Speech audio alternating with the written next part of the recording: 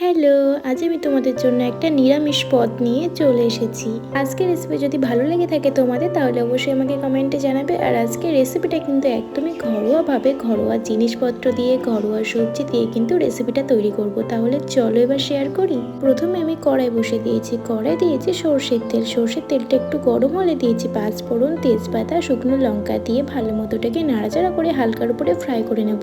তারপরে দেবো কেটে রাখা পটল কুচি, তারপরে দেবো আলু কুচি, বেগুন কুচি, কলা কুচি দিয়ে ভালো করে ফ্রাই করে নেবো। এবারে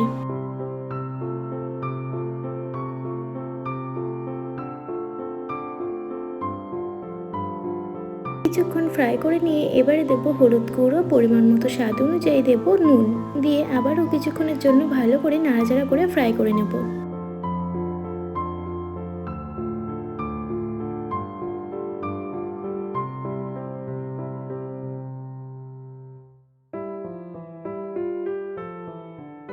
বেশ কিছুক্ষণ নাড়াচাড়া করে নিয়ে গ্যাসটা আস্তে দিয়ে এবার আমি কিছুক্ষণের জন্য ঢাকা দিয়ে রেখে দেবো। 15 থেকে 20 মিনিট পরে ঢাকাটা খুলে দেখবো মোটামুটি ভালো মতো ফ্রাই হয়ে গেছে। এবারে ভালো করে নাড়াচাড়া করে নেব।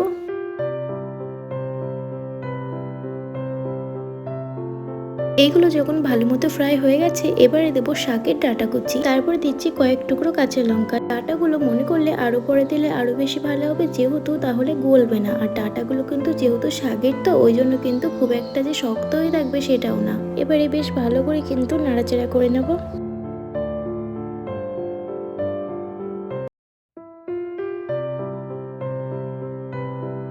বেশ কিছুক্ষণ নাড়াচাড়া করে আবারও ঢেকে দিলাম আমি কিছুক্ষণের জন্য। 10 থেকে 20 মিনিট পর ঢাকাটা খুলে এবার আবারও নাড়াচাড়া করে নেব ভালো করে। বেশ কিছুক্ষণ নাড়াচাড়া করে এবার মশলা দেওয়ার পালা। মশলার মধ্যে দিয়েছি আমি আদা, জিরে, যেহেতু এটা নিরামিষ, দিয়ে ভালো করে এবার কষিয়ে নেব।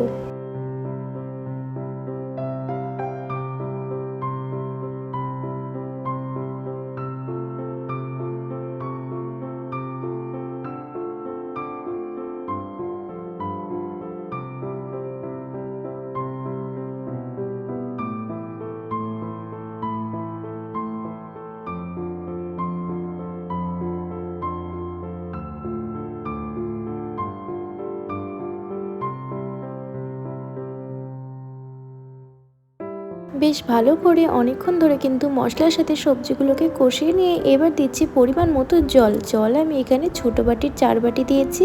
তোমরা মনে করলে কমও দিতে পারো, যেহেতু একটু রসা রসা রাখবো তার জন্য কিন্তু জলটা আমি 4 বাটি দিয়েছি ছোট বাটির। দিয়ে এবারে ভালো করে নাড়াচাড়া করে ফুটিয়ে নেব।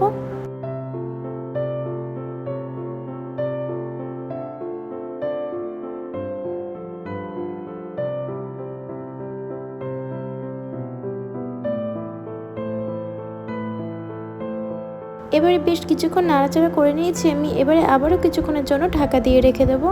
বেশ 20 থেকে 25 মিনিট পর আমি ঢাকাটা খুলে দেখবো মোটামুটি কতটা হয়েছে। ঢাকাটা খুলে এবারে নাড়াচাড়া করে নিচ্ছি। সবজিগুলো কিন্তু সবগুলো সিদ্ধ হয়ে গেছে। বেশ খানিকক্ষণ ধরে আমি কিন্তু এবারে নাড়াচাড়া করে যাব।